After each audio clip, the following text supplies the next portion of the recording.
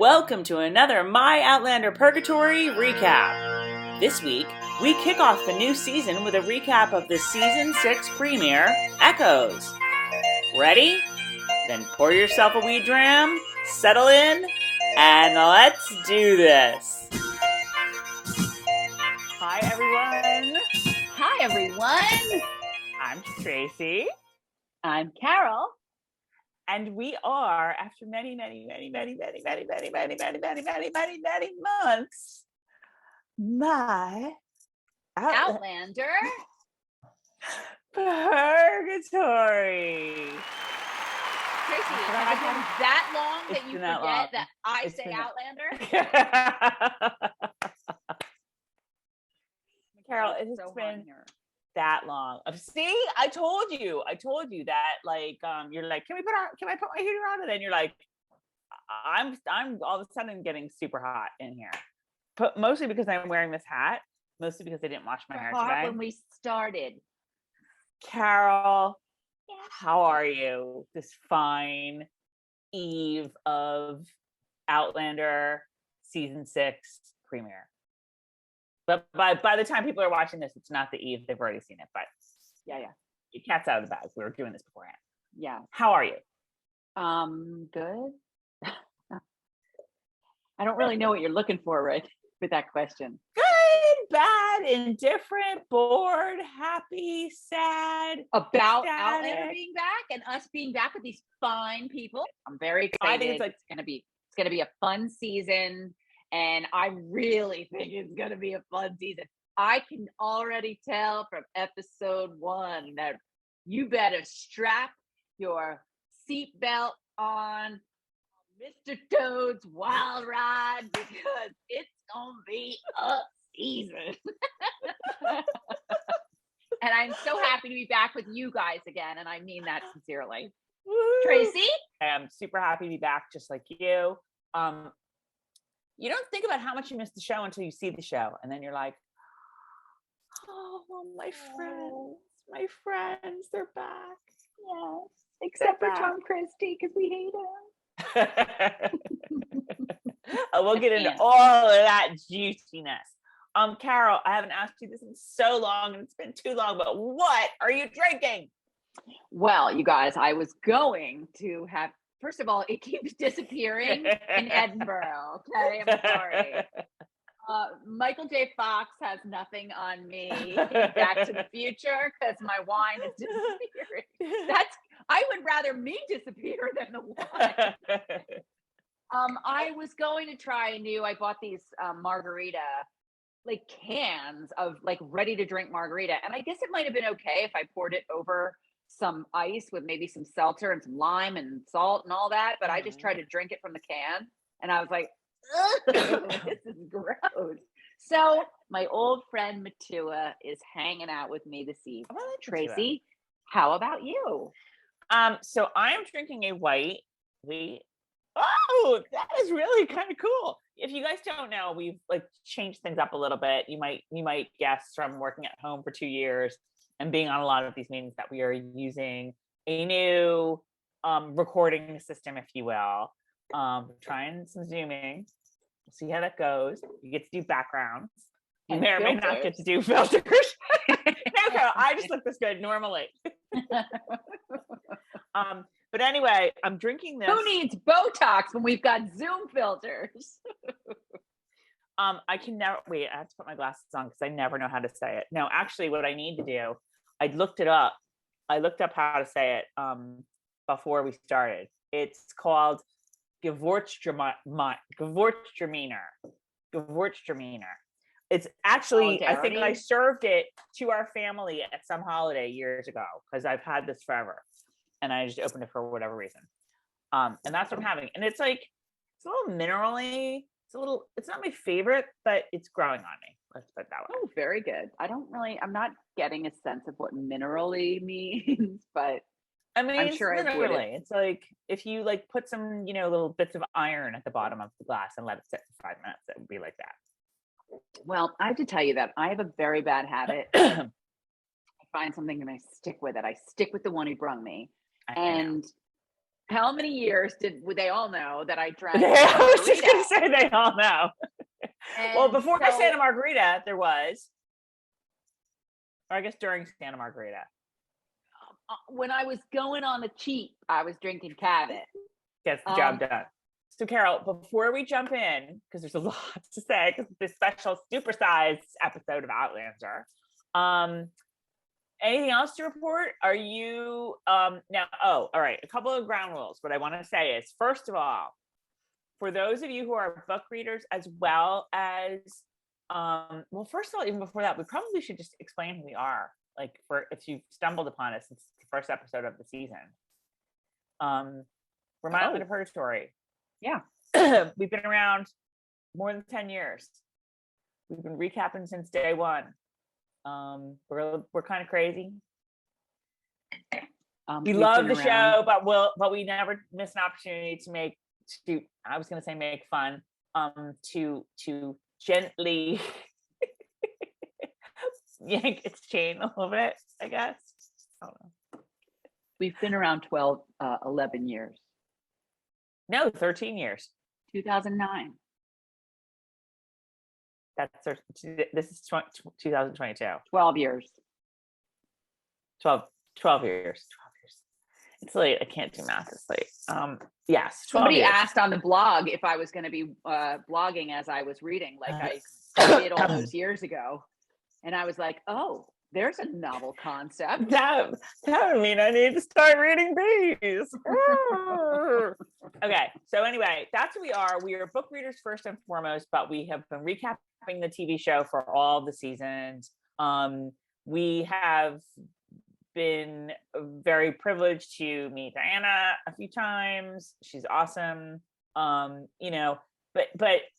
whether if you're just discovering us, you're probably a TV watcher. And so, there are people who watch our videos who have read all the books, and we've read all the books, and there are people who have not. So we do talk about book versus TV sometimes. If it's a big spoiler, we will mark that for you so that you'll know, and you can turn the sound down or whatever you want to do. And we'll make sure you know when to come back. But a word of warning to our fellow book readers. Carol and I have not finished these yet. I am on page. I am on page 300-ish, maybe. And you have to call Shannon because she's dying to talk to someone. I am taking my time about it, as our friend James Alexander Malcolm Mackenzie Fraser says. Taking my time about it. Carol is, however far she is into it, which is not much. So no B spoilers. That is the ground rule. Anybody who spoils in the comments will be ruthlessly ridiculed on the next video. Or if we're done, we will make a special video just to ridicule them. So you have been warned, ladies and gentlemen. And sorry, I do not mean to be distracted, but I had a meeting come up today and was not able, since unfortunately we did not have the show as early as we usually do. I was not able to do a proper rewatch. So I am going to be pulling it up while we're talking, and that way I can kind of be glancing at Mr. iPad while Tracey's talking, and then I'll have a better remembrance of what I've already seen. Right. Anything else we need to report on? Oh, I know one other thing that we're super excited about. In about a month and a half from now, what will we be doing, Carol? See my background? We're going to be doing this there. It'll probably be more beer, I would say, but yes, we are going to Scotland. MOP goes to Scotland. Are you kidding me? I don't drink beer. What can you? I didn't even think you could get wine in Scotland, or if you can, it's really expensive. Do you know the insult that you just gave to the entire country of Scotland? I didn't think you could get wine in Scotland. Did you really just say that? Yeah, but they don't. All the wine they drink on Outlander in the books. They don't there's a reason why they had to ship Jaime to France to work in a wine with a wine importer, because like the Scottish wine importer, I mean, I'm sure there are some, but it's not like there's so many vineyards in Scotland. That was the 18th century we're talking about. There's plenty. Well, has climate, believe me, from my trip in 2018, there's plenty of wine in Scotland. Yeah, but is it super expensive? Well, I haven't been there in a few years, and we've had COVID and all kinds of supply chain issues. So I don't know what it is right now, but I'm saying that you're going to get, I think, the whiskey and the beer, given that they make it there, they're locally sourced products, if you will, are likely going to be a little more reasonably priced. And a glass of wine, I would expect a glass of wine. I will drink wine and whiskey when I am in Scotland. I'll drink beer and wine, and probably not whiskey because I don't really like it. But we will likely be. I am going to remedy that, you guys. I'm going to remedy that. I'm going to get her drinking whiskey.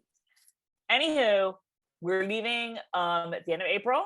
All of you lucky people who are traveling with us, we are super excited. We're going to be talking Outlander. Who knows? Maybe we'll be able to watch an episode.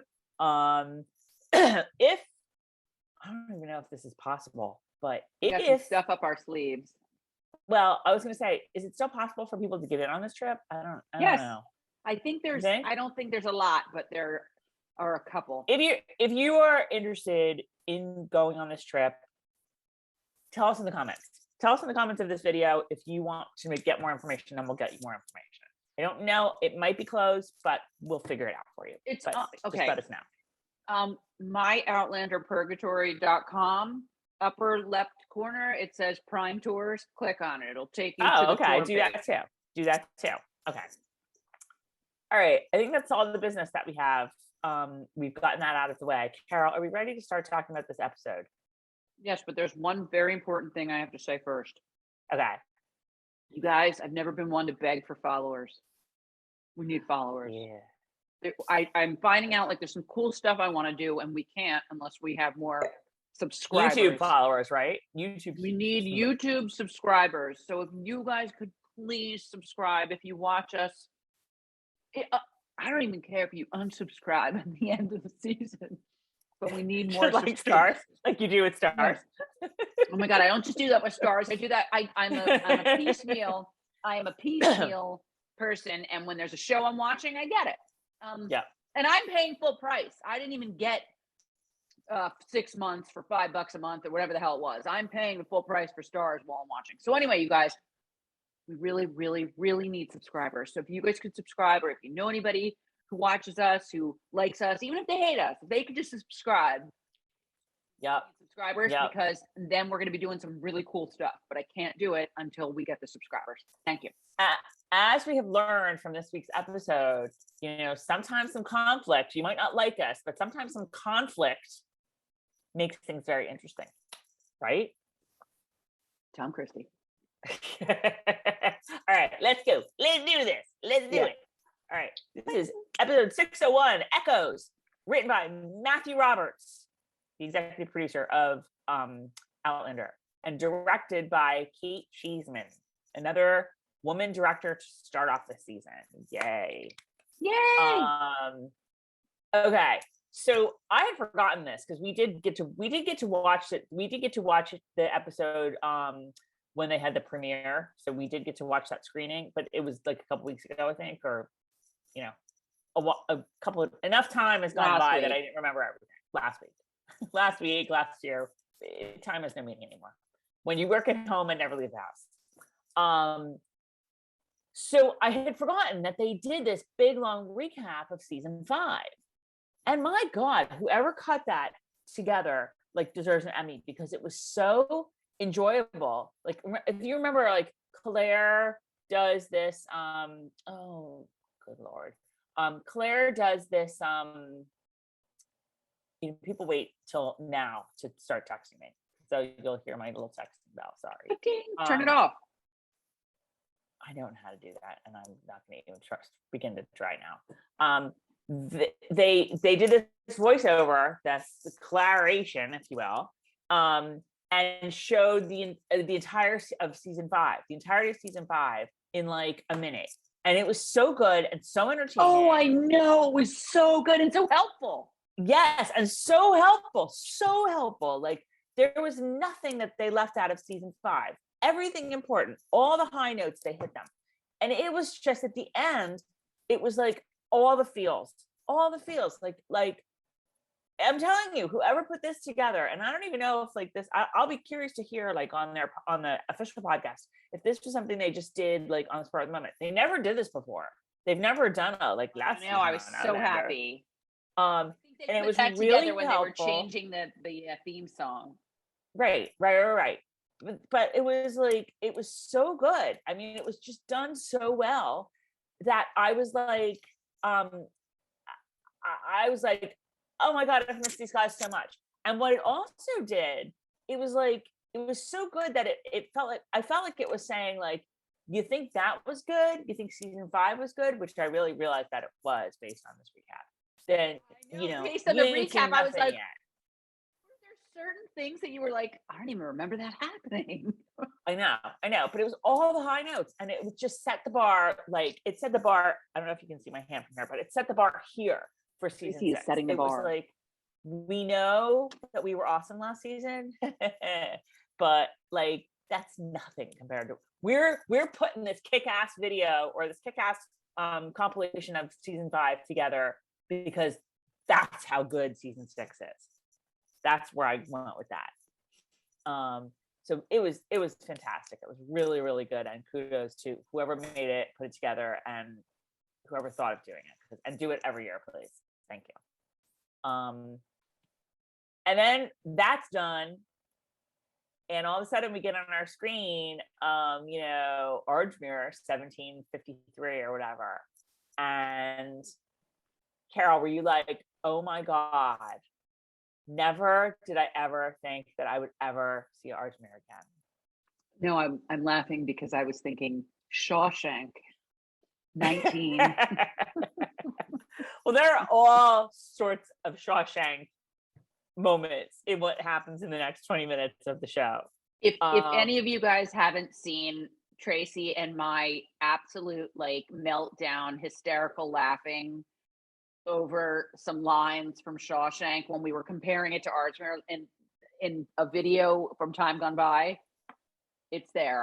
I just looked at it today. It's on the blog. It's on YouTube. And maybe you'll post that funny after Sunday. Maybe you'll post that up. Funny. And a Dufresne. But yes, God, I saw Ardsmuir and was like, because it's this the text comes across the screen, Ardsmuir, right. And you're like, oh my God, did we ever see the outside? I mean, wow. I know. It was so surprising to me. Like I just expected that we were gonna pick up where we left off, which we sort of did, but I never expected them to like do the sort of the Tom Christie origin story. In the books, he just kind of shows up and, whatever. And eventually you get the gist of what happened. Right. But I should also say too, like, I feel like it's been so long since I read A Breath of Snow and Ashes, which is what a lot of the season will be based on, that I don't remember it as well as like Outlander or Voyager or whatever. And plus it's a huge book and there's a lot of different events that happen. And some of them we saw in season 5, the kidnapping of Claire is all from that. Stephen Bonnet, the whole Stephen Bonnet thing with Bree is all from that. But there's a lot of these other little things too that I'm just like, did that happen? So I don't know. I don't remember how much of the Ardsmuir stuff they got into, but I was just like blown away. It was such a good idea to start this way. And this part, I mean, I could talk about these 20 minutes for an hour, which I won't, but it was so interesting on so many levels. And I just keep putting in my notes, like, Carol will know why that is. Carol will know why that is. Carol will know why that is. Because it's all about the history of like the post Stuart rebellion, the piece of plaid, the Diskilting Act of 1746. I mean, are you kidding me right now? Are you kidding me? All right, we'll get into that. We'll talk about it. Well, now that's funny because that part was from the books, but it didn't happen that way. I don't know how it all happened the way where like Jaime, I don't know who had the plaid, and this wasn't even in Breath of Snow and Ashes. I think it was maybe in, I don't know, it was in another book, I think. But Jamie did take the fall for it, but it wasn't one of these like the old dudes like, oh, here, let me take this contraband plaid and stick it on this dead Scottish boy. I don't think it was like that. Why didn't Jamie pick it up? Are we there yet? Can we discuss? No. Well, let me see. All right. So we get our first look at Tom Christie. And we start learning about this whole like Catholics versus Protestant thing. And all that comes into play because of the people who were at Culloden, of the people who participated in the uprising. There were obviously some people who were Jacobites, who's Jaime and Dougal and all that arm, who wanted Prince Charlie to rise again, right, and be king. And even though Jaime knew, and he says this at some point, like that, Prince Charlie was crazy, he was a loon, whatever. But then there were other people, and these seem to be the Protestant faction, who weren't Jacobites, but they were just all into the like Scotland must be free. They didn't necessarily support Charles Stewart, I don't think. And this is where I need you to. I feel like you know more about this than I do. Like, am I right? Am I wrong? What is your question?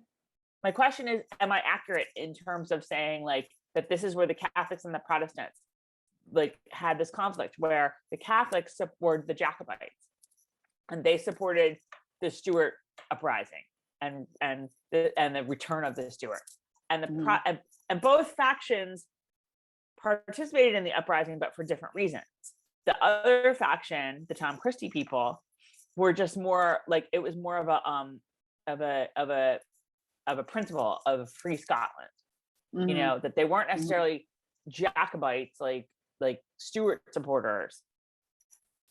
That's what I sort of gleaned from watching all of this. I would say more about the history. I would say you're correct, but I don't know that much about the history of the Catholics and the Protestants at that time in Scotland and why they fought. It's interesting to me that, I mean, normally you would think from back then that the Catholics were the Jacobites and wanted right Scotland, exactly. and that the Protestants would have gone with England. So the ones who didn't, and I find this very interesting, look at today. You know what I mean? Like, look at, it's the same today, but it's not what you would think. Like, you can't go by that today when it comes to them wanting to Brexit and them wanting a free Scotland. And you know what I mean? Some people who are the Catholics don't want Brexit. It could be for their job. It could be for, whatever. So, but the bottom line is I think you're on the right track with everything you just said. Right. But it's just the Protestants who fought. It's a great question. The Protestants who fought with the Jacobites, but still hate the Jacobites. Like I'm very glad you brought it up because I'm going to Google that now. I know. We just didn't have time to like really dig into the history of this, but I want to because it's very interesting to me. I think the other piece of this too was like, did the Protestants think that the Catholics fought to return the Stuarts on the advice of the Pope? Like, because that's what the Pope wanted. Like that to me was that was something I sort of got from watching this part of the show as well. Right. I don't remember who said something about, you're a papist or whatever. You're a stinking papist. But yeah, that's the impression I got. But I mean, it started off with a bang. It started off with a bang where, you have these two factions and honestly, I don't remember that at all from Outlander, from the books. I don't remember this. I mean, I remember general Catholics versus Protestants, like on the Ridge and stuff, but I don't remember this like Ardsmuir, it's like, I mean, going back to our Shawshank, it's like, the sisters and Red and his group, like these two factions within the prison, and then they were like, there's conflict in between the two of them. Didn't know that, didn't realize that at all, and it was just and so the Freemasons, like, right. Well, and that was the whole thing was just like a great chess game in 20 minutes. It was really so good. yeah. So when we meet Tom Christie, clearly he's like Mr. Religious. Clearly he's like, you need to do this, Mr. Annoying. God will strike you down. Da, da, da, da. But he's also got the upper hand. God will strike you down. Da, da, da, da. It's, to coin another Morgan Freeman line from a movie. Tom Christie got the upper hand. And a new brain. Do you know what that movie that line is from? Stand down. Tom Christie got the upper hand.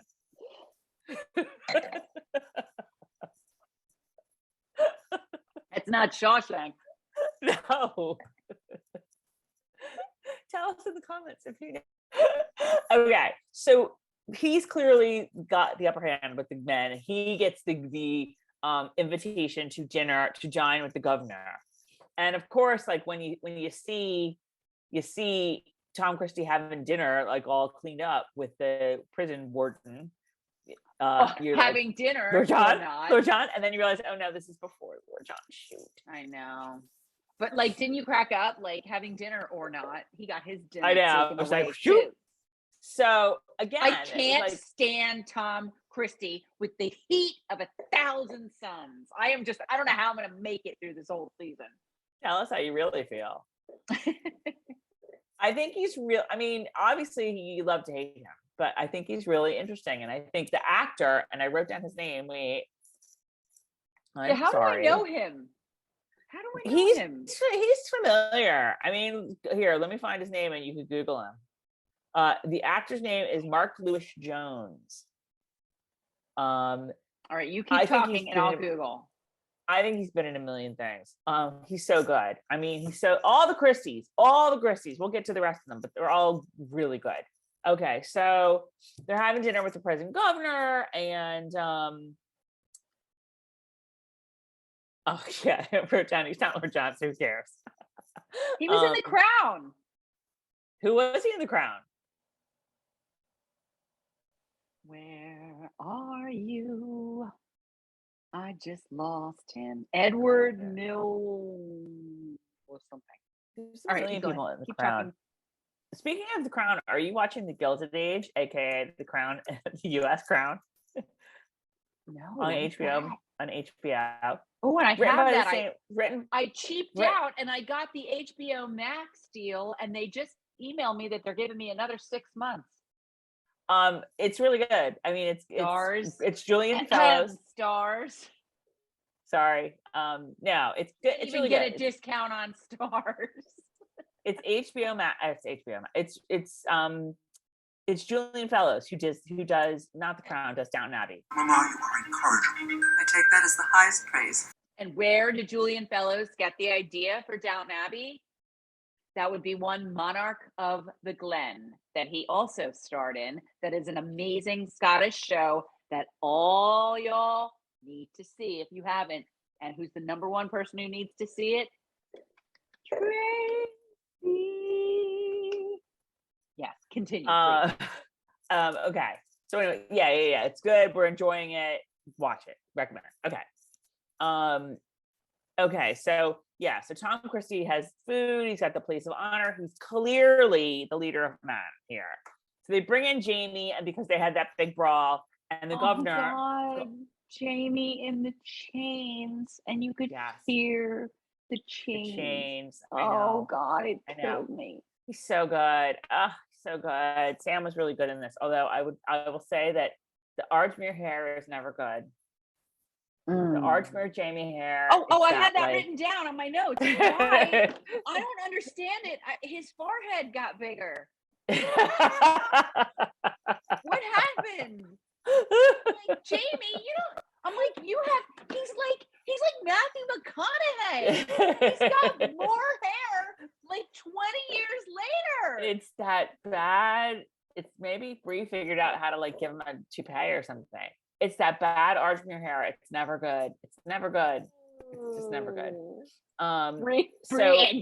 Bree engineered a toupee.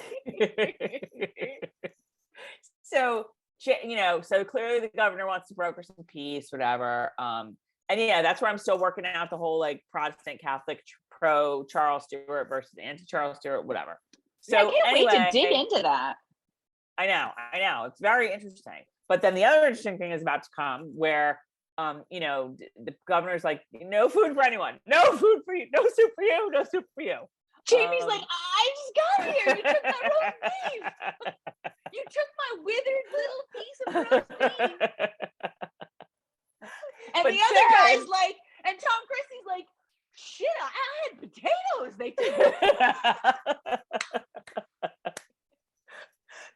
The best part is so like Jamie's leaving and he sees Tom Christie and the governor shake his hand and they do one of those like the handshake is like it was so like this. It was like in Silence of the Lambs when Clarice runs back to Hannibal Lecter's cage to go get the whatever the hell whatever the hell he's giving her. And she reaches for it and grabs it, and he goes like this. They were like this. They were like, I can't do it to myself. Bro handshake. It was like this. It was like this. It was like, oh, so creepy. It was worse than like the dead fish. So anyway, Jamie recognizes the creepy Freemason sign. And he's like, oh, he's a Freemason. So I kind of want to like skip through a bunch of things. He talks to the blind dude. Yeah. What are we like already 45 minutes? Oh, well, here's another thing. Wait. Oh, I have to say, I'm sorry. I do have to mention that. No, that's okay. The fellow who's losing his there's a lot that I have written down in between all this. It's kind of funny watching them act like they're like struggling to pick up a rock, and the rock is like a I was just gonna say the same thing. And they're like this. It's like a stage production, and they're like this, like, and they'll go like this, man. Yeah. Wait, and I'm like, that rock is this big. I know you haven't eaten a lot. Wait, but I have to ask you something because I wrote down a bunch of things about that. So they're talking about how they're like, back to the hard labor. And like you said, the hard labor was like, here's this rock.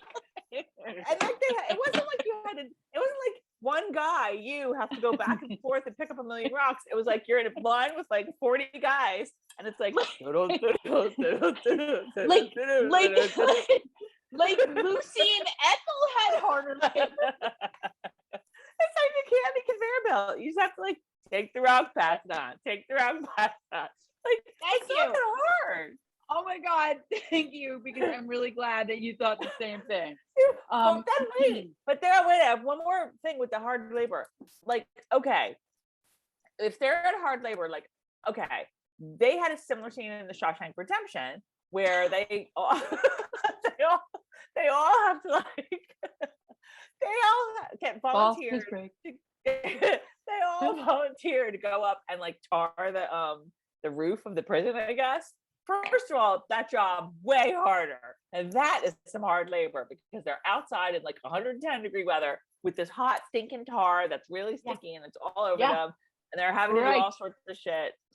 But then Andy Dufresne scores them beers because he like helps out the head, guard guy with his taxes.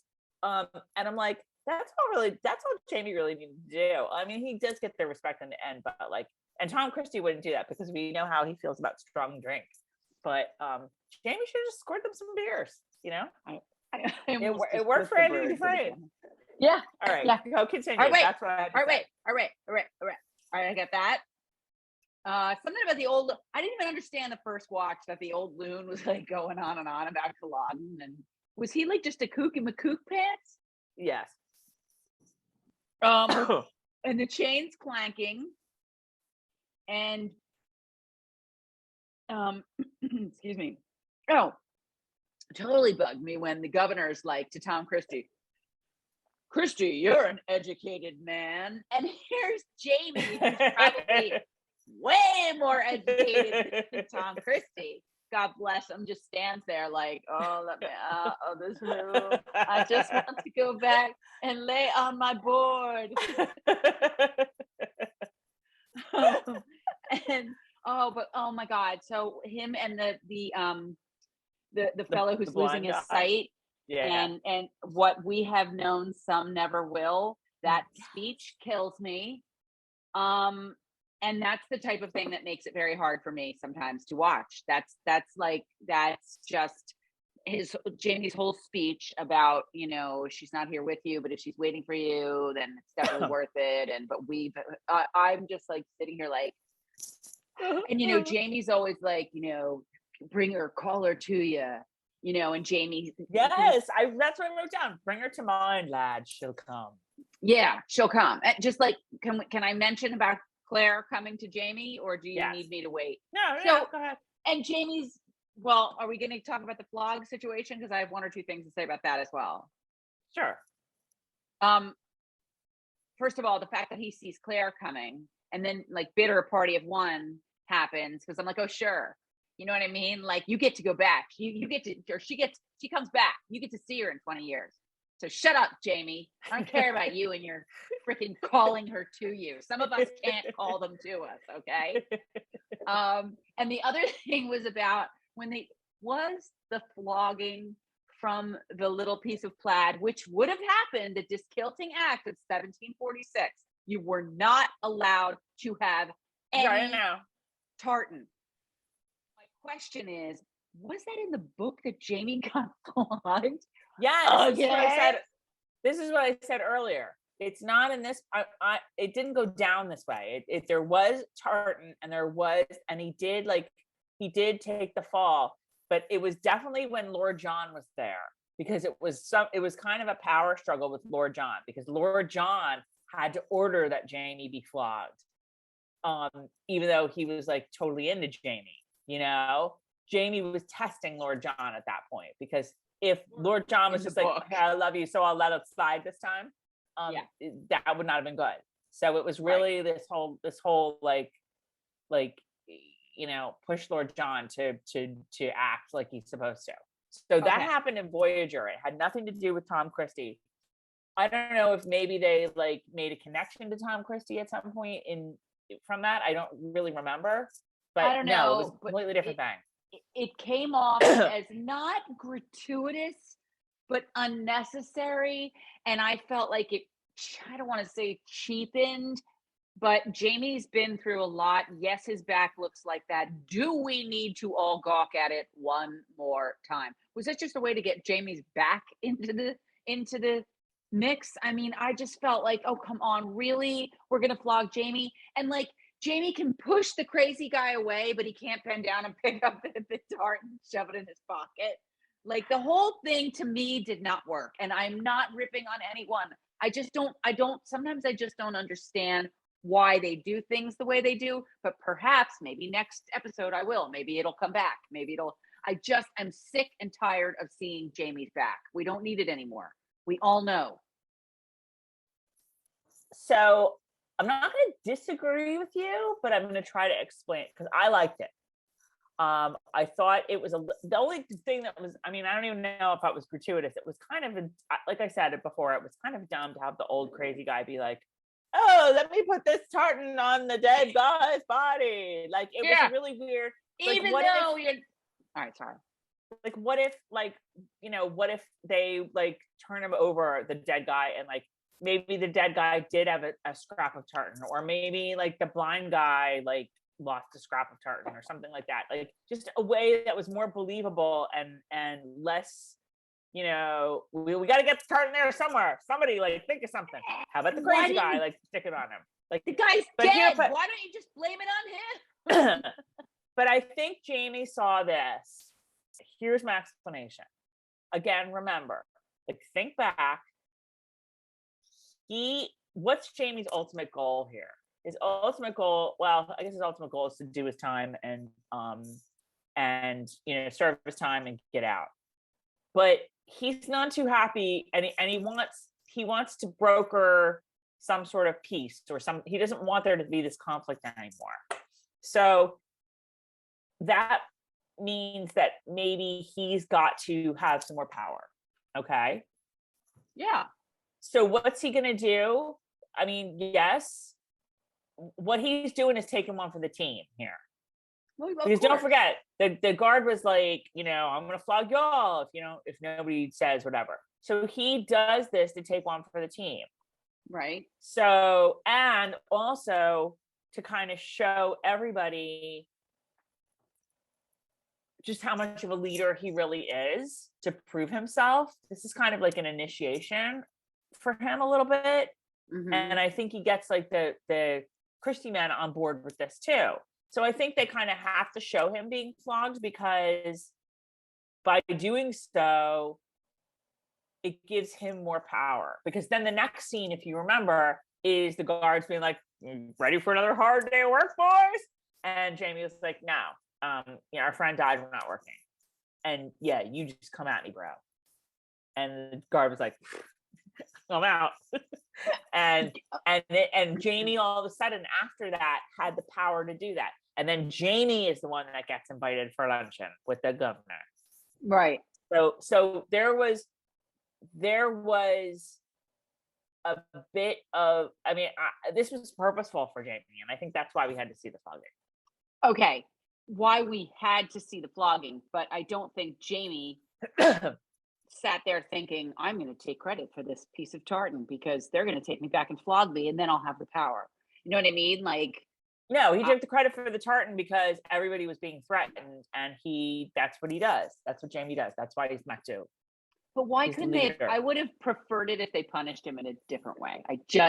It's the flogging James Fraser and showing his disgusting, horribly disfigured back from being flogged 5 gazillion times has been done to death. So I would have preferred it if they did something else to punish him in that situation. The other thing that does is later on, when, and you might not have gotten back to this point yet, but when I was actually reading the Outlandish Companion before we started this to clear up a couple things. Do you have 2? Is there an Outlandish Companion 2? Yes. Because I have 1, I think, but I don't have 2. I might have 2 copies of 2, but I think I got one as a gift. And yes, you're totally right. I could be completely wrong because I can't remember from my first viewing, and I didn't get to watch the whole thing. Well, today. No, it comes into play later. High school football.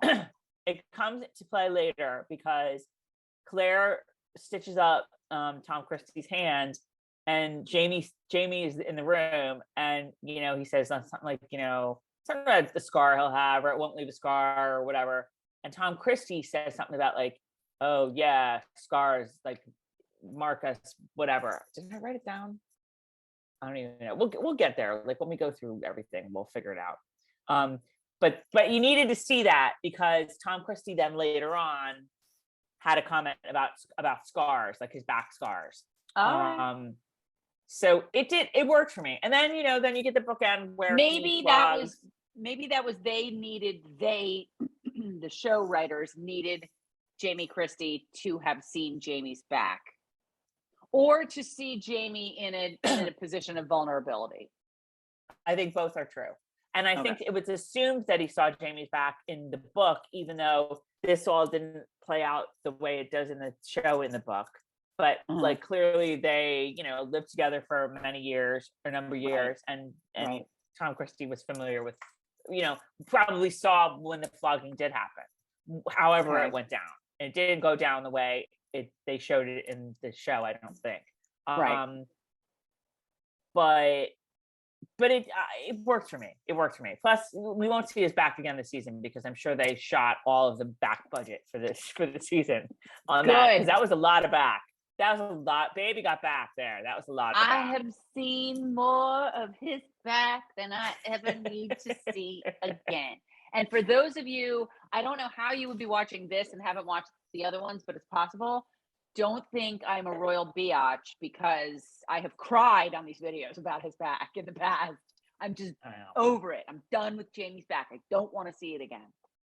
Unless it's hovering over Claire. Okay.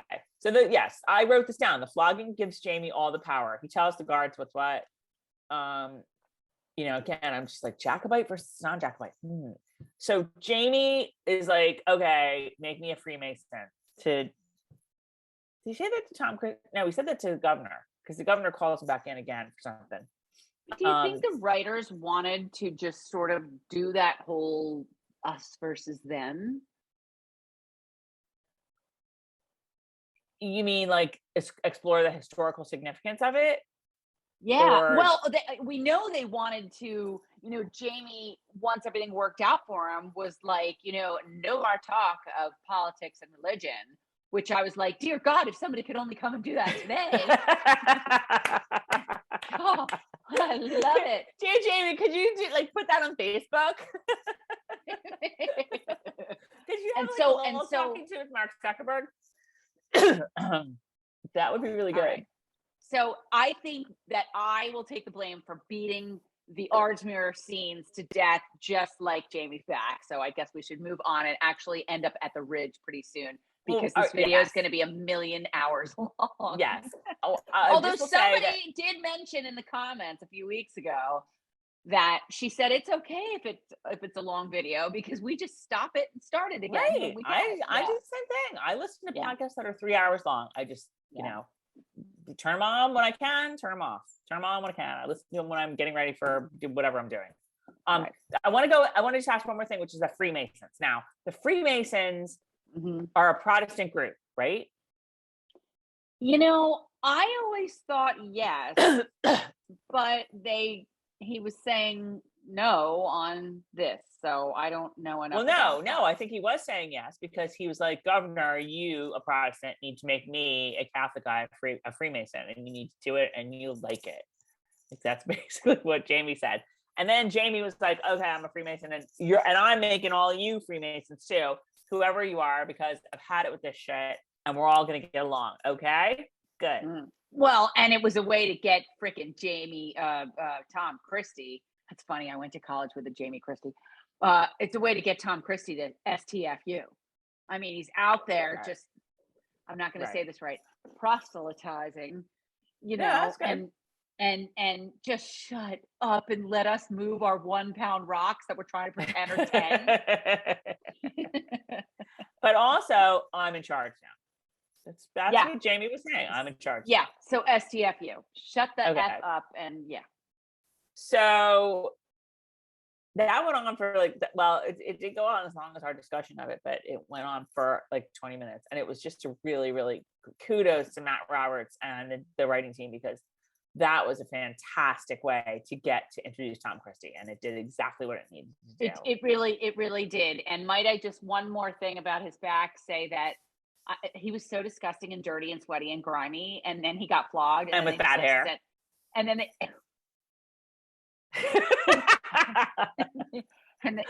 they sent him on his way with my fake eyebrows from the filter, and then they said, and let me know if my eye stickers come off. And then they sent him on his way and shoved his clothes back on him, and I was like, oh dear God, the MRSA and sepsis. Like, what? Somebody better found some whiskey and poured it on his back or something. All right, continue. Okay. So we're in present day. We see some shots of the Ridge, and this new starting starts. Just very quickly, what do you think of the new starting? I loved it. I thought the duet was really great. I'm not a big fan of change that I'm not expecting. So I was kind of like, who that? Who is this guy? And did you notice they sang it the proper way? Sing me song of a lad that is gone. That's the actual song. But it was fine. I'm a big fast forwarder through the stuff. I forget. Was last year when they sort of did it like very Americana, or was that the year before? Because I didn't like that. Oh God, I hated that. Yeah, that was like 2 years ago. I don't remember. I don't remember. No, wasn't a huge fan of that. But honestly, I worship at the altar of Bear McCreary, so anything happens, anything he does, I'm good with. I remember of nothing as I was watching the credits, and this guy must have been on last season too, and I totally didn't notice it. Do you know who Steve Kornacki is? I know that name. He's on NBC, like on NBC News, MSNBC, and NBC Sports. Anytime they need like somebody to do statistics and whiteboard stuff, he's like the whiteboard guy. His name is Steve Kornacki, and he's really fun, and like, you know, goes through statistics and like writes all over whiteboards and makes graphs and charts. If Washington loses next week, then the door opens wide for the Cowboys and for the Giants. And he's become known for it. So he's done like every NBC show there ever is, or NBC. All right, I just looked him up. Okay. So there's an executive producer on Outlander named Steve Kornacki. And I was laughing. I was like, is that the Steve Kornacki? Just in like the writer's room, does he make like charts and graphs about like Jaime? All right, now we're gonna watch Jaime again. Jaime's back. So Jaime's over here. And then he runs to Claire, who's over here. But Roger's over here. It just made me laugh. It's really inventing something here, and here. Now, we have a 25% chance that Bree is going to invent matches in this episode. And we have a 40% chance that Claire is going to OD on ether. Now, I know, it just cracked me up. And I can't believe I never noticed. I can't wait to discuss Claire and the ether. And our Easter egg is some scientific experiment, which we realized in about 2 seconds is yes, our Claire is making ether. Before that, though, they had like a little, just, you know, 1 minute long ridge montage. Love it. It was so every minute. It was all everybody was there. Everybody was there. First of all, we have to talk about Lizzie. Did you notice that Lizzie was the first one on screen? She was the first one on screen. And when I say that she's like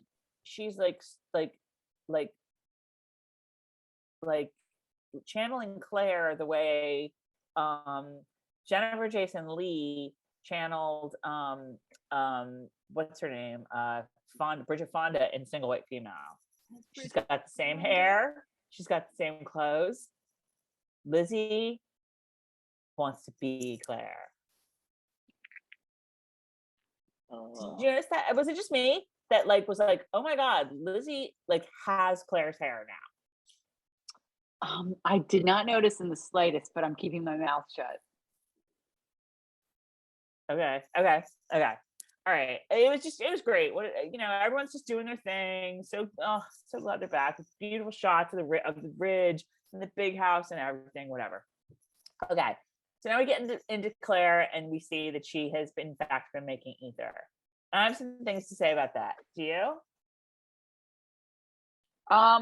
What I had written down was that I cannot believe she's doing this alone without somebody freaking there to bring her out of it, number one, and like at least tell someone what you're doing. I the only thing I can think of is that she's assuming she's going to be okay, or you guys, I'm thinking that maybe because of the trauma she has been through, Tracey knows that sometimes when you go through a life-changing experience, you don't give a shit, and you're like doing like risky things because you're like, screw it, I don't care. Kind of like Bella when she's seeing Edward, when she's hallucinating Edward in New Moon. Okay? Allan, please. And the whole reason for the word purgatory is because of I was hallucinating Edward in yoga class, but that's a different story. So I was like thinking to myself, the only explanation I can come up with is that Claire has been so traumatized. There's a little part of her that's like, whatever, I want to do this, and I have tunnel vision, and I'm doing this, and I don't really care. maybe she didn't want to scare people. Maybe she didn't want them to worry. I don't know, but it was irresponsible AF. Tracey, you have the floor. I don't buy your explanation. At the end of the day, I get your explanation, and it's reasonable. But at the end of the day, Claire is a medical doctor. She's a medical professional. She took the Hippocratic Oath to serve and protect all of her patients. Maybe that's a police oath, I'm not sure. And she's not protecting herself. And no way, no how, ever would she do this by herself. And this is why I was checking the one reason I was checking that Outlandish Companion, I think, because I was like, did Claire really do this? So, okay, in the books, Claire does, in fact, make ether. But I don't know. Tell us in the comments, you guys who remember the books more than we do. She didn't test it on herself without anyone knowing, right? I mean, at the very least, absolutely. Like, Claire would. Bree, I'm gonna do this. You know, I'm only gonna do a little bit. Like, watch me, and you know, watch my vitals, Claire, or Bree, or whatever. No way would she do it by herself. Nobody there, nobody knowing. So that Jaime comes upon her and is like, Claire, you did. Ugh. No way. And that was probably the biggest problem I had of the whole episode. And I didn't have many problems because I thought it was a great episode. Yes, but we all saw the episode, so we all know how it ended. Well, there's that too, but we'll get to that. So maybe part of it, well, no, because it was the first time she did it. Yes, you're right. It was the first time. She never in a million years. Never in a million years. So it wasn't like she was like, this is fun. What? What did you just do? I had to turn off the, I hope that isn't making sound in our video. I had to turn off my heater because now I'm hot flashing like Claire. Flush the lull, because I'm a flush the lull. No, I thought I was just like, no way in how she would ever do that. It's irresponsible and unsafe, and Claire knows better. And I don't care how traumatized she is. I mean, she, you know, to your point, if she's gonna hit up the ether, if you will, it's gonna, like, maybe she would do that, but like after she's already safely tried it with somebody there. You know, it's like LSD. Like, you didn't just go take a hit of LSD. I'm watching Mad Men, as I think I've told you guys in the past. And I just got to this episode where it goes, and I also went to see this show called Flying Over Broadway in New York, and it closed in about 2 seconds, but because it wasn't that good. But it was about like these 3 famous people who imagined, who, like, I guess LSD was all the rage in the 60s and it was legal. People took it all the time, but you went to parties or you like did it with other people, and you had like some guy who was sort of an expert, and he didn't take it. His job was just to like help you take it and help you get through your episode or whatever, and watch and make sure that he was a spotter. Yeah, he was an LSD spotter, and you know, make sure that nothing happened to you, make sure you were safe, make sure you didn't jump out a window like Helen Hunt on, you know, in the after school special.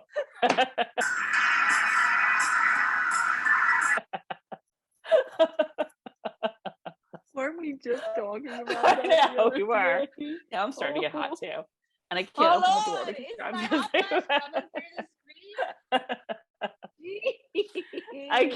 I can't take off this hat because my hair is disgusting. So cute. You are a skater boy. Tonight, you guys. So yeah, I mean, let's get past it. You know, she would never have done it alone. She would have had somebody there watching her. It was dumb and whatever. Okay. All right. Yeah, I said this. Did she test it out herself in the books? I don't think so. But we did get a Jesus H. Roosevelt Christ out of the deal, so it was good. Jesus H. Roosevelt Christ. So good. Weren't you like, yeah? Yeah. I was early on. It was like, let's burn that off too. We burned off the back thing for the year, and now let's burn off our Jesus H. Roosevelt Christ. Okay. I'm taking my socks off now, you guys, because it's real. God, I need a ponytail holder. I'm dying. Holy shit.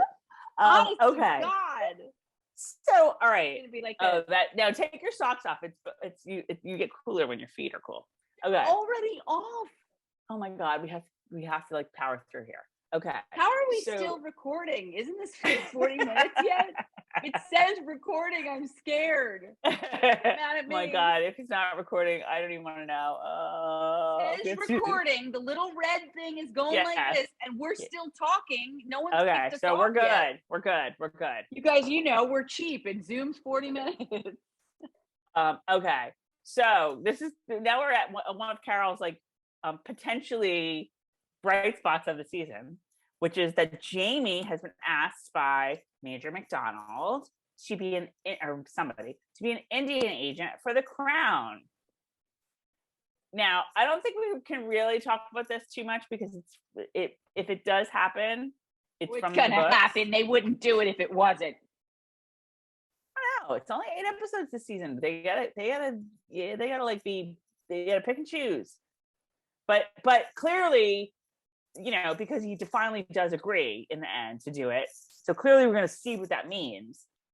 And also clearly there is some bad blood with between people like the Browns. I kept saying the Browns, and there's only one Brown now, but I'm still going to say this Browns because it's just easier than saying their whole like Brown Brigade or whatever it is.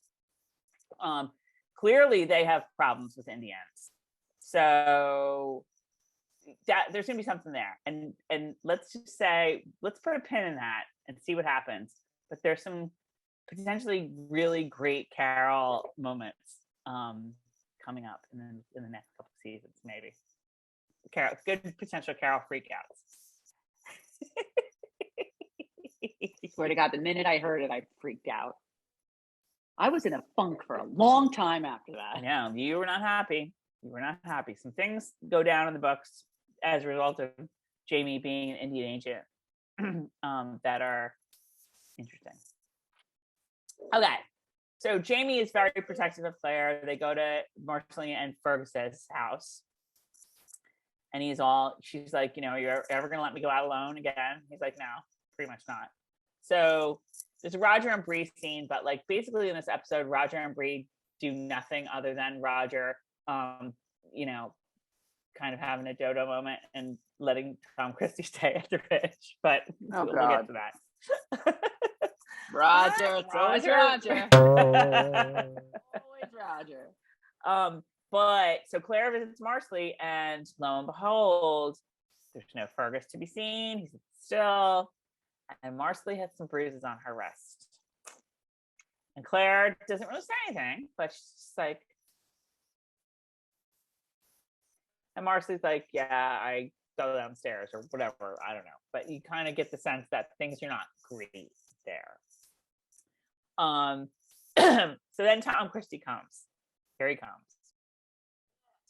And Roger lets him in, and Tom Christie's like, yeah, I knew Jaime from Ardsmuir. And Roger's like, really?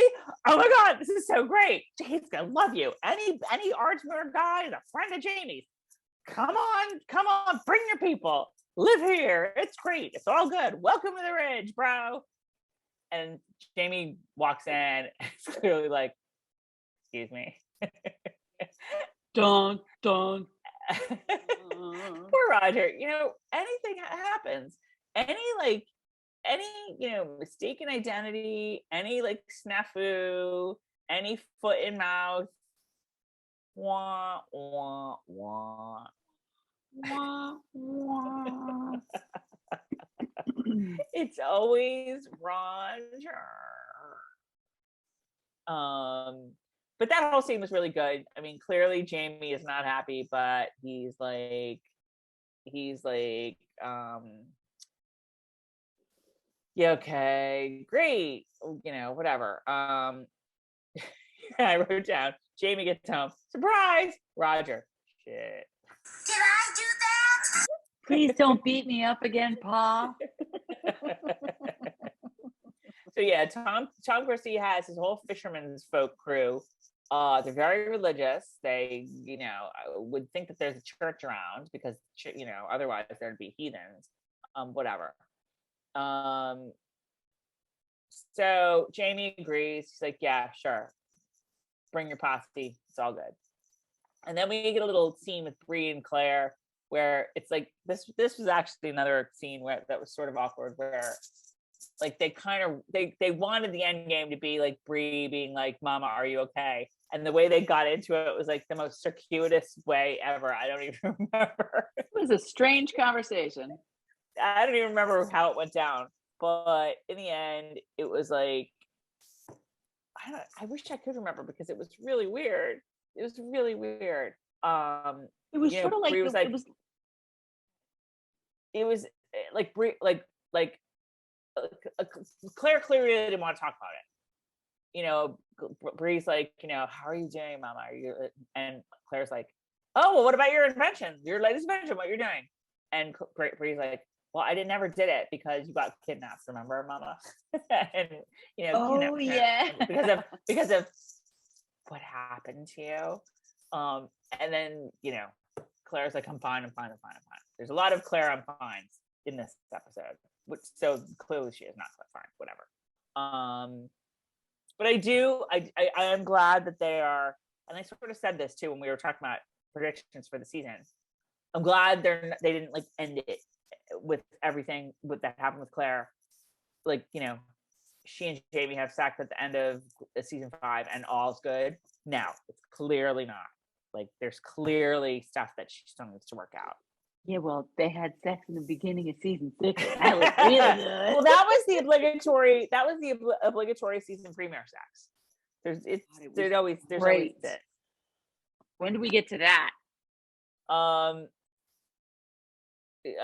think we've got, I was like, they do the premiere deed. Well, she just there's only just before that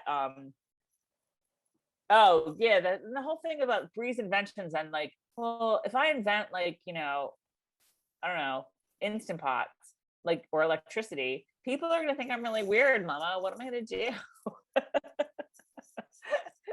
And Claire's like, you know, some people will look badly, but like, whatever. I don't know, whatever. That was a little bit of a. I'm glad that they're dealing with Claire's PTSD, but it was a little bit of a weird thing.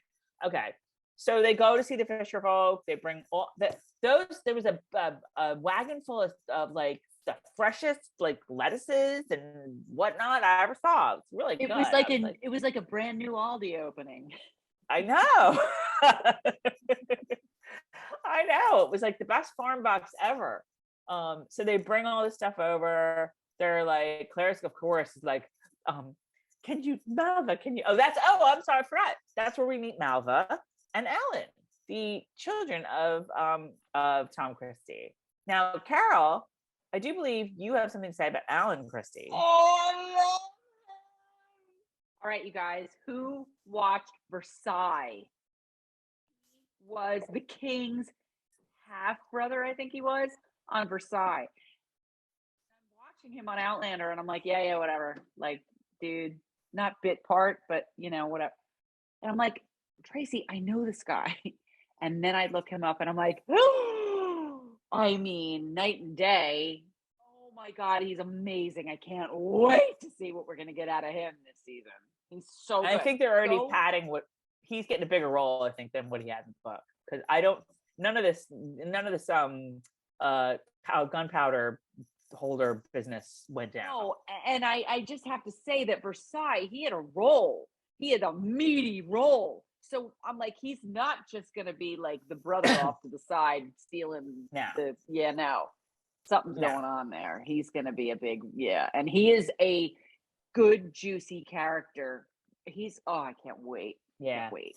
I also, I forgot to ask, like, okay, so this season is 8 episodes. It's a rather short season. The next season, season 7, which will it be the last season? Will it not be? That's up for debate. I'm leaning towards will, but that's a debate for another day. But I believe that's going to be 16 episodes. So my big question is the Christie storyline gets resolved in the books? It sort of has a beginning and an ending, and that's all I'll say about that. But what I want to know is, will it be resolved at the end of season 6, or will it spill into season 7? That I do not know. I have a feeling it will be resolved in season 6, but that's just kind of my guess, my opinion. Because I feel like they're not going to do at least some of. I mean, A Breath of Snow and Ashes is a massive book, you guys, massive. And I think that even though they've burned off a couple big storylines, there's a couple other storylines that I just don't think they're going to do. So, but we'll see, because you never know. I mean, maybe the Christie storyline will spill into season 7, and you'll see more of Alexander Vlahos, who is playing Allan Christie. And Malva, also very good. Malva is played by Jessica Reynolds. I think all three of them are perfectly cast. How did you just say his name? Alexander Vlahos? Vlahos, but I could be wrong. Oh, maybe. I don't know. Vlahos? Because I was like doing this, and I'm like, wait, who is he talking about? I thought all three, I mean, we've already talked about Tom Christie and how great the casting was there, but I thought the two of them were really good. They look a lot alike. They're very much, you know, I don't really think about people visually when I read the book so much. I know you do more, but personality wise, they're exactly right. Exactly right. Like she's kind of odd. She's beautiful. She's kind of odd. She's like quirky a little bit. Can't put your finger on it. Yeah. And I feel like you didn't, like I said, we didn't really get to know him that well in the books, I don't think. I don't really remember much about him. So he's kind of a blank canvas, but they're both really great. So of course, Claire, you know, is like hops out of that wagon, forget the farms, forget the supplies, you know, Allan Christie, you go take them out. Claire's here to heal the sick. Malva, you know, will you show me where all of the people who are ill and infirmed and destitute are, so I can heal them. Take me to the sick. Take me to the sick. Like this season, I used to be stuck on my stool in the kitchen, and now I'm on my. Now I'm like, yeah, woohoo! Okay. So yeah, so now we're at the premiere sex, which is what we do. You know, it's what we do. That's where I am right now. It's very it's very nice. I want to talk about this. Okay. I actually have something to say. I thought it was beautiful. I thought it was lovely, and I thought it was in this world, in this time when so many things are just so unrealistic. I thought this was perfect for their age. It wasn't all kinds of, you know, hooting and hollering and jumping off. It was just beautiful sex between two older adults who have been together for many years. Yep. It was just long enough. Like it was not, you know, I have a friend who's watching, who I finally after years and years got into the show. And she's liking it. She's in I think she might be in season 4, I forget, but I think she said something too about the reunion scene going on and on and on and on and on and on and on and on. Just right. This was what, 4 minutes? Good. This was just right. It was perfect. And I love that they're seasoned and they've been together all these years. And yet he still touches her like it's the first time he's ever touched or seen her. You know? Oh, it's just beautiful. And boy, were they in sync. Can I make a confession? So, of course, this is going to just bug me all season long. I think that Katrina was pregnant during the season when they were filming it. I think. So of course, now I'm like, okay. Like when she's on top, she's on top. I'm like, is that his double? Like that's I keep analyzing it now for that. Is it a double? Is it her? Is it a double? If she was pregnant, how pregnant was she? Like, I wish I didn't know. Wish I didn't know. Yeah, whatever. Move on. I don't think they care. I not you guys. I mean, I don't think They're actors. Like what do you always tell me? They're actors. It's what they do. No, So no, I know that, but no, it was more like, okay, is that really her, or is she getting a double now for this? I for this never. scene? That's so funny the way things occur to certain people because I never Totally. thought that. All I the was too logistical busy stuff. thinking, this is hot. Now all the logistical stuff like that. And I am a big fan of less is more. I am a big fan of less is more. That is why so many of these scenes here and in other shows, I'm just like, oh, I don't need all this. That's why I loved this. It was simple. It was perfect. Yep. I agree. Okay. So the next morning, what I wrote down is Malvin is the first of her creep up on someone antics. Creepy She's creep. Just very. There she is. There she is, and so she scares Claire, and she's like, oh, she just starts talking about. You can tell she's very smart. Like, I don't know what Claire was, phosphorus, something she was looking at, and Mel was like, oh, is that like, the fiery gates of hell? Is that like the word in Latin, which means the fiery gates of hell? And Claire's like, I don't know. And anyway, Malva is clearly very interested in everything Claire is doing, and clearly very smart, clearly very inquisitive, and she wants to live with Brad too. So Mrs. Bug sets her up, and off she goes. And then Major McDonald comes back, and he's still trying to push Jaime to do the Indian agent stuff, and Jaime's like, and he makes a little bit of a threat too. He's like, well, they looked the other way before when it was governor or whoever it was, but now that he's gone and there's a new governor in town, you might have to pay your taxes, bro. So whatever. New governor. And then they are going to build all the cabins for all the Fisher people. All this goes down. The only thing of note is that we did introduce Amy Mccallum, who you might remember who is in the books. She's kind of one of, as the books go on, more and more of the Ridge folk are introduced. So she's sort of one of these periphery characters who is in and out and stuff, and always, seems to be if Roger and Bree have to go somewhere, I have to plug in. If Roger and Bree have to go somewhere, they'll send their kids off they'll send Amy to watch the kids. So just from where, I guess, finished with the houses. Who is it? Oh, it's Fergus. Making his first appearance in the episode, stinking drunk. What do you have to say about Fergus and his newfound problem? Fergus is upsetting me. Fergus is very realistic. All people are not friendly and cute when they've been drinking too much. Right. And so you can see the writings on the wall. Writing on wall. She already, well, I won't even go there, but writing on wall. We can tell there's some issues going on right now with Fergus. We can tell Fergus has been drinking too much because of his job and not taking it seriously, and is already in denial, and it's not a good scene. And poor Marcelly, you can see the wheels turning every time they show her. So good. And she's pregnant, and so it's not a good scene one bit. We did sort of get a little hint of it at the end with Fergus, where he clearly feels like he's not good enough, can't do anything.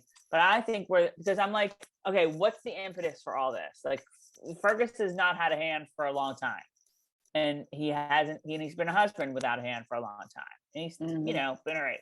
But remember, last season, his wife was brutally attacked, and he wasn't there and couldn't do anything to save her or help her.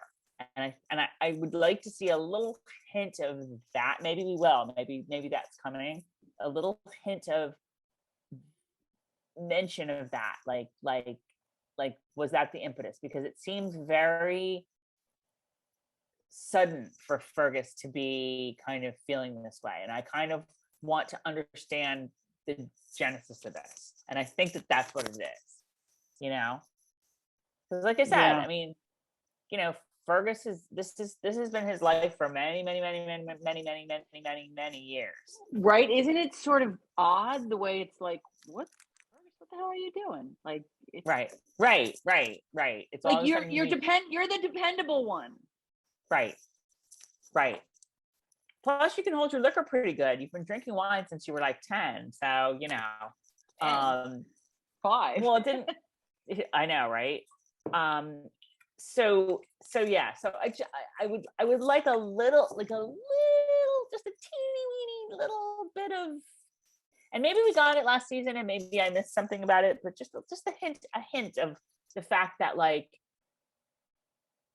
the impact that what happened to Marcelly had on him. All right, so we talked about this a little bit, the whole scene with Ian, young Ian and Allan Christie in the woods, and Ian just, gets himself a turkey, and Allan Christie's like, yeah, but look at my gun, and look at my gun holder, and it's all great. And then the Browns show up. I carved it myself.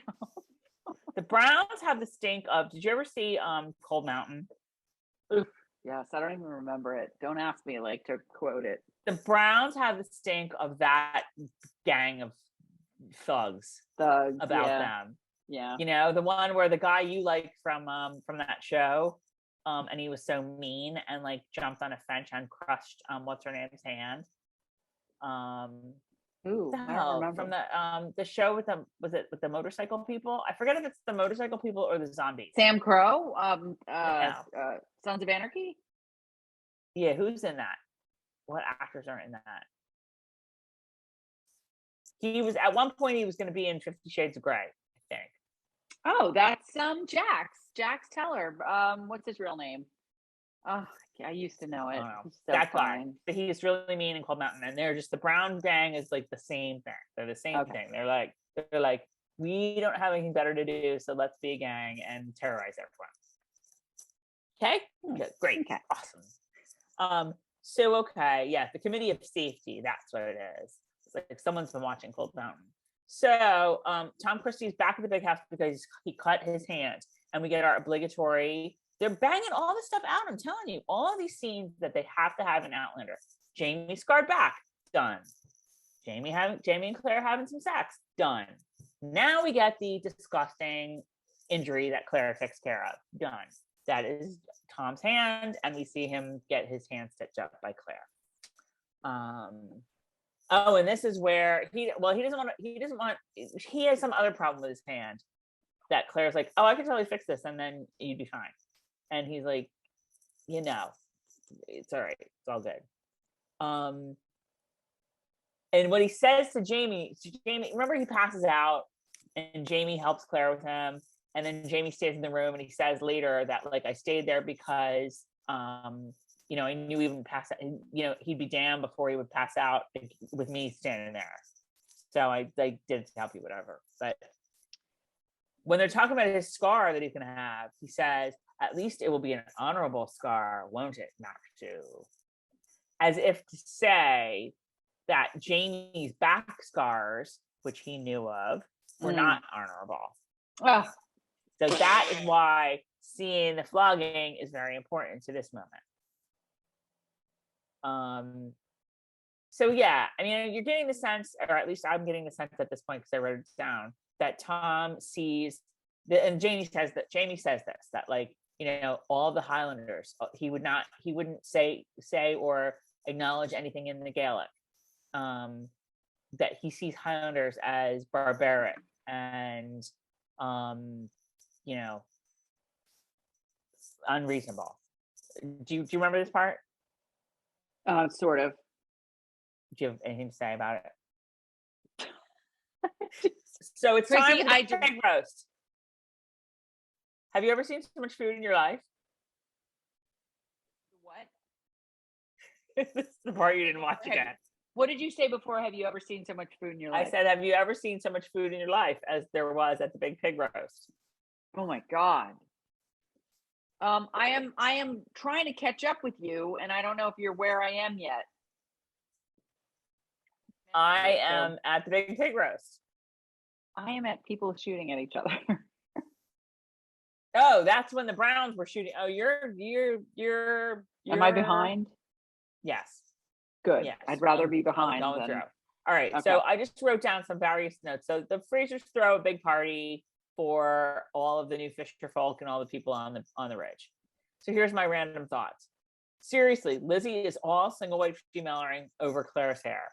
How did Lizzie I not pick up on that? Claire, she's got the hair, it's about Claire's length. It's not quite as curly, but she's got it pulled back sort of in the same way like that Claire does it when Claire wears her hair down. Like same thing, same exact thing. Okay. Major McDonald has offered Lionel Brown. It's not Lionel, it's Richard. Sorry. Richard Brown, the position of the Indian liaison. And Jaime is like, oh, hell no. No. I mean, this sort of happens after, but he's like, yeah, no, I'll take the gig. Yeah. No, trust me.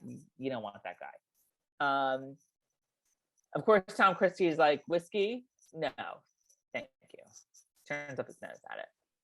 Marcy and Fergus shows up. Fergus is hammered. Lizzie and the twins.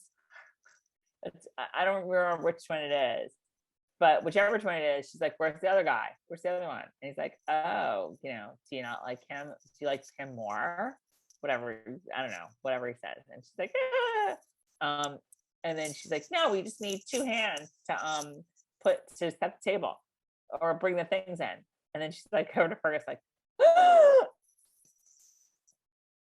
I'm sorry, I didn't mean it. And Fergus is like, Fergus is like, I just said, I like my popcorn.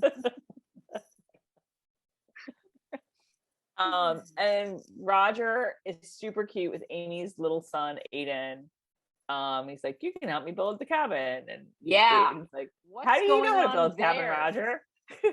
Aren't you just gonna ruin the cabin, Roger? Roger's like, yeah, Roger, isn't everything you touch like, yeah. Wait though, what is going on there? And you guys, whether you read it, I don't know. What is going on there with that whole storyline? I don't remember from the book.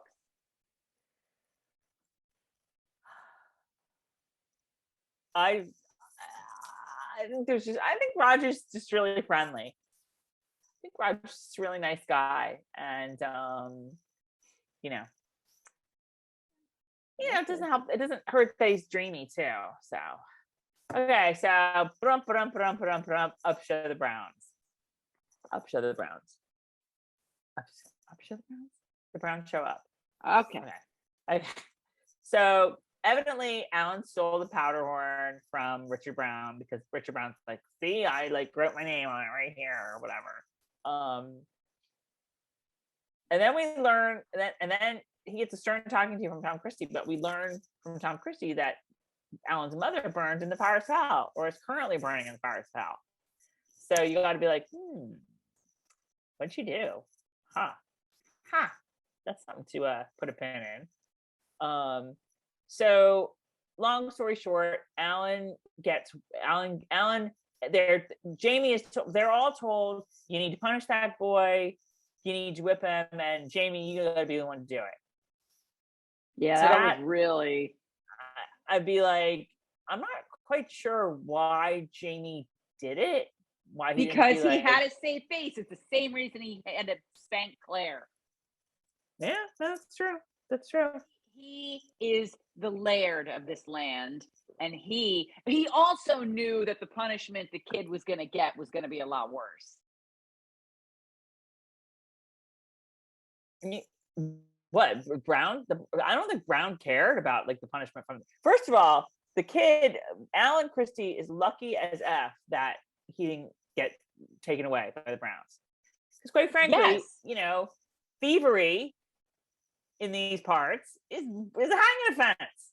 And Jaime knew that, so Jaime was like, no, I'll do it, knowing that Lord knows what they're going to do to him. Right. And they probably have every right to. I felt like Jaime did it under the pretense of I'm the laird of this land, but really Jaime was just looking out for the kid because he was like, holy shit, they'll kill him. Like, Lord knows what they'll do. I'm just going to give him a few of these over his shirt and it's no big deal. Right. It's still interesting to me too, how, and I know that Richard Brown had nothing to do with what happened with Claire, but he's close enough to it that, like, boy, he has some nerve.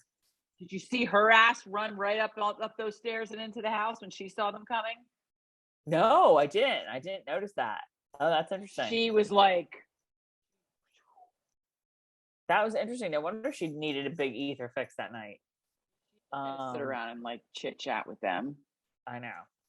All right. So, okay, let me ask you this because it's what I wrote it down because I thought you would think it. Fergus. Has he become an Allison from Melrose Place drunk? Not yet, because we don't know what they're going to do next season. Next episode. He has not overcome his addiction yet, like Allison did in one episode. Allison had never tried a beer before, and then was an alcoholic, and then overcame her alcoholism in one episode. So we don't know what's going to happen going forward. So no. Right. But there was no indication. I mean, it was an Allison from Melrose Place drunk in that he just was all of a sudden like, wait, the last episode, he was not like this, right? And I know some time has passed, but I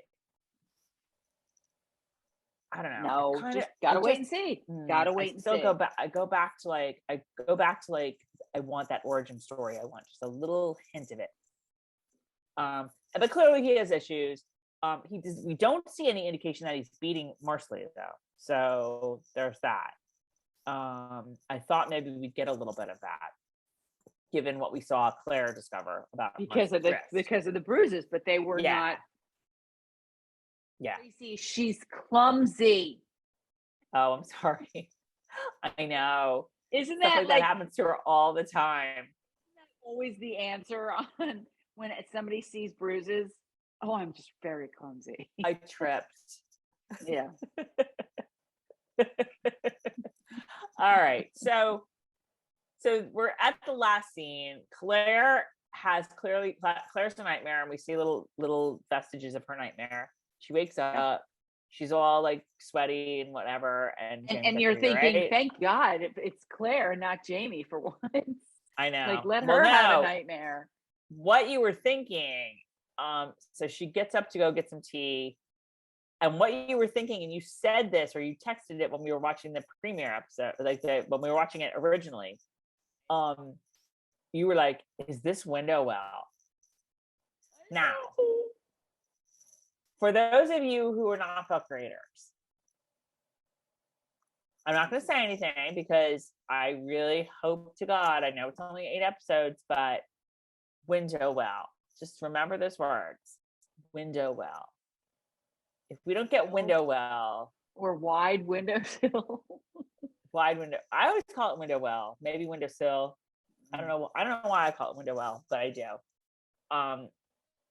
Just remember these words. Remember that Tracey and Carol, Outlander Purgatory, told you to watch out for WindowWell. And you'll be happy when you do, when you get it. And I just like the 4th time tonight I'm done. I think that Carol. I think I said I don't think this is WindowWell, but it could have been. And the book readers are like, yeah. It just hit me that it's been 12 years since I read that. Fiery Cross. I mean, A Breath of Stone and Ashes. That would have been 2000. Yeah, it would have been 2010. Yep. So like, that wasn't in my frame of reference at that point. Now at the age I am now. WindowWell. It's a well seen. Okay. So yeah, are we getting WindowWell? No, we're not. Clearly, there's still a chasm between Jaime and Claire. A little bit of one, a little bit of stuff to be worked out, which I'm excited about because again, that is one of my favorite parts of Breath of Stone and Ashes. once everything happens with Claire and they bring her home, I mean, they're not done yet. You know, Jaime and Claire have some tough times, and it's really interesting to watch them because you don't think of Jaime and Claire as having problems or like, oh my God, are they not going to make it? But you know, you get a lot of that in season 6 or in A Breath of Stone Ashes. So I find that interesting. It's not. I find it refreshing. If they're just all like, if they're all like, oh, I love you too. Our lives are perfect. It's so great. Exactly. I find it refreshing. Right. So Claire can't sleep. She puts the tea on, whatever. She sees the little ether bottle and she gets a little idea. She's like, ether.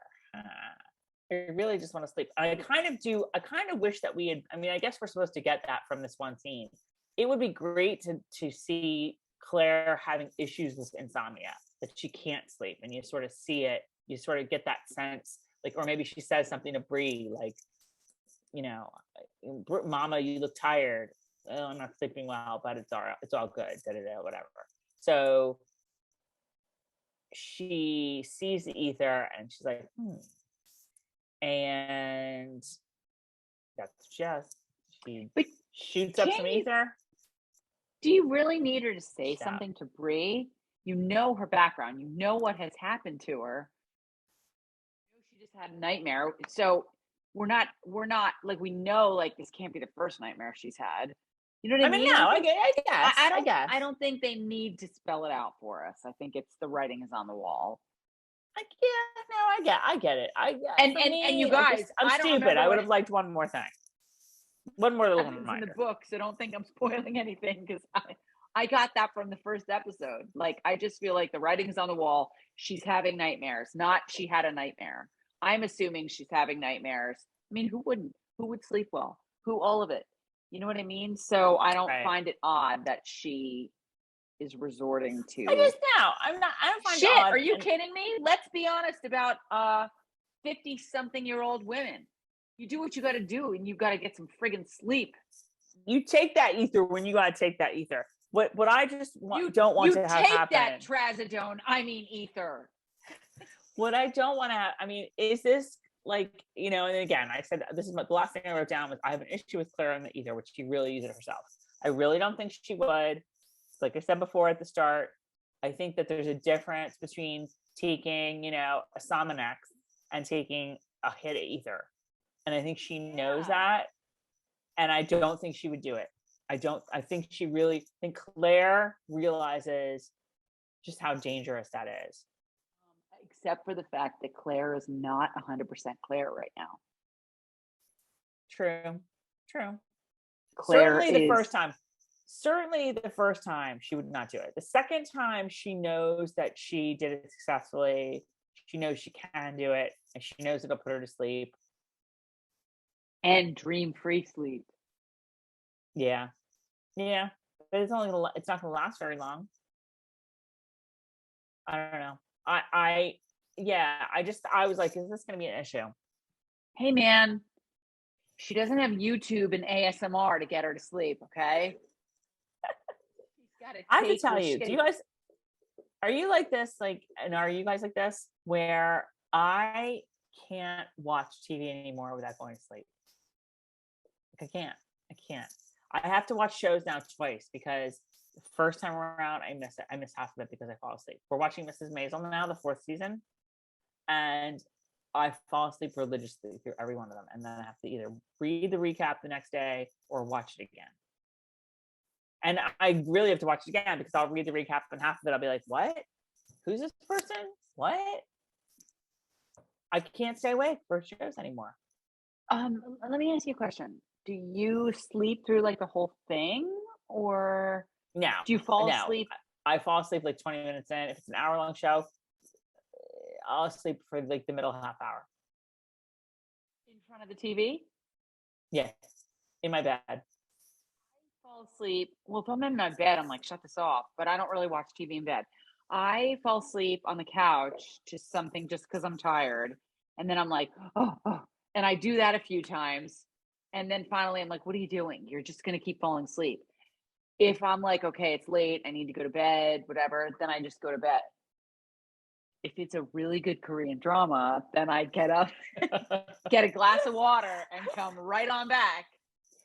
That is for another day, guys. I'm gonna be. What's happening with Chief Hong and the dentist? You know what I need to do? I need to get this. Well, I'm not gonna do it now, but next time I need to have this fill the screen, and that would be easier. Carol, what do you think of the episode? I liked it a lot. And I was very pleasantly surprised. Not that I didn't think I would, but come on, it's season 6. And we're seasoned Outlander fans, you know what I mean? So as much as I love the show, I was not expecting it. It really, I know I've said the words pleasantly surprised a few times in this video, and that's really what I thought. I was like, number one, this is a really good one right out of the gate. And number two, you can see the storm is a brewing, and it's not necessarily anything about an upcoming war, or because that's what the trailers have been alluding to, like, oh, you know, you're like, oh, the Revolutionary War is coming, you know what I mean? But really, I don't know what's coming on the ridge, but something's coming. Yes. Yeah, it's exactly, yes. Very well put. Very well put. That the storm is coming, and it has nothing to do with a war. I think maybe we were surprised because I feel like we didn't love the premiere of season 5 so much. I don't even. I feel like if you go back and watch our recap for that, it was when Bree and Roger got married, and it was like just the longest. Like I just remember like getting to the actual like Bree and Roger in front of it, like the walk down the aisle was like a million years long, and like it was Lord really the Gathering. Like I remember like kind of making fun of it, like that it was just kind of fake, and it was kind of like they felt very out of practice. Whereas here in this I thought this episode was great. First of all, I thought it was really smartly, like, I know you hate when I talk like narrative shit, but it was really smartly constructed. It got through a lot of exposition. It hit the feels. It like did all that it needs to do. Dang it, I forgot what I was just gonna say. What did you just say a minute ago before that? That you hate when I talk about how that, like, the narrative and before that. It was really good. It was better than season 5. That was after that. It took Roger and Bree a long time to walk down to the altar. They were kind of like, it was kind of like they hadn't done it in a long time, and they were just getting their sea legs back in season 5. Okay, I remember. I was reading the books. You know, you go 1, 2, and 3, and you're just like, oh my God. Then you get into Drums and Fiery Cross. And I will say, anybody I know, most people powered through, but you know, anybody I know who stopped reading, I'm thinking of one person, but stopped during like Drums, like they just couldn't hack it. They still love them, but they just, it's a lot. Drums and Fiery Cross are a lot. I remember, I can tell you where I was during different things that went on that I read in A Breath of Snow and Ashes, and like at the end of Fiery Cross, I remember where I was when we found out that Ian was back. Right. And then I started Breath of Snow and Ashes, and I remember distinctly, and I'll find it on the blog somewhere, I wrote it in a blog post, that I was like, oh my God, A Breath of Snow and Ashes is like back to the Outlander feel. Right. If that makes any sense. Yeah. So no, it makes a lot of sense. And you know me, I loved Echo and the Bone. So I'm assuming that because things from A Breath of Snow and Ashes were brought into season 6, 5, I'm kind of assuming that we might see some things from Echo and the Bone in season 6. Although season 6 is only 8 episodes, season 7 is like 16, right? Right. So maybe I'm wrong there. But the bottom line is I loved A Breath of Snow and Ashes because I felt like we were back to that Outlander feel. So hold on, strap yourselves in, because Mr. Toad's Wild Ride has just gotten started. Mr. Tom Christie's Wild Ride. Ew, I hate him. Ew, I feel so bad for Jaime because I understand that feeling of like, ah, shit, like I let him come in and now this guy's just going to be a pain in the ass. I mean, Jamie's not, he's just like thinking like, ugh, do I have to listen to him? And that's why I found it so interesting that they went back to Ardsmuir and showed how Jaime one-upped him and made it so that the guy had to shut the hell up about religion. Right. And now he's on his own land and he's, you know, getting people under his wing and talking about God and all this stuff. And Jamie's like, well, I didn't talk about the last conversation that Jaime had with him, where he basically told him what's what. And he was like, you know what? This is my land. I make the rules, you know, and you follow them. Mm-hmm. So no shit from you, Mr. Tom. So, Mr. Tom. And that's all I got to say about that. It was great. It was a really, really, really, really good episode. Kudos to all involved. Slow golf clap to all involved. And when I say it has been a pleasure to jump back into this. I don't even know how long this video is going to be. Who knows? I don't even know if this video is going to be. It says it's recording, but all right, you guys. That's it. We're gonna let you go. We're gonna go sleepy sleep for us. Take 1 second and hit the subscribe button, please. Yes, subscribe to our YouTube channel. Subscribe to our YouTube channel. We can do way more fun things with more subscribers. But don't forget, we are in many other places. We are on Facebook. There you are. We are on Twitter. Tracey, sorry. That's good.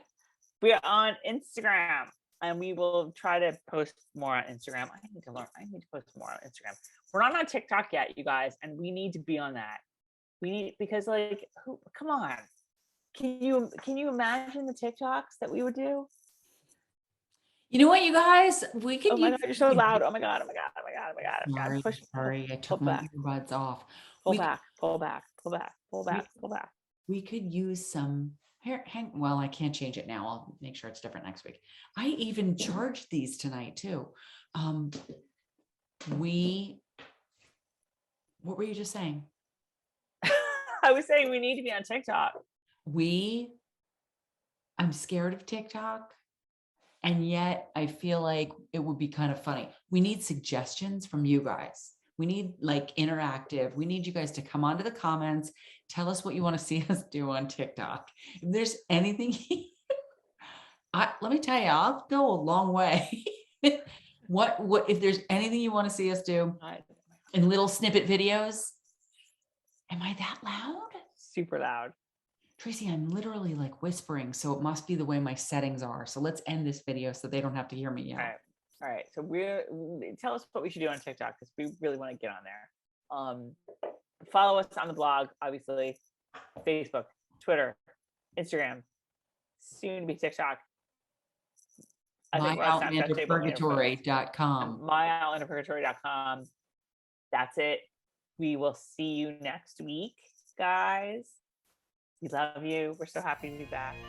And that's it.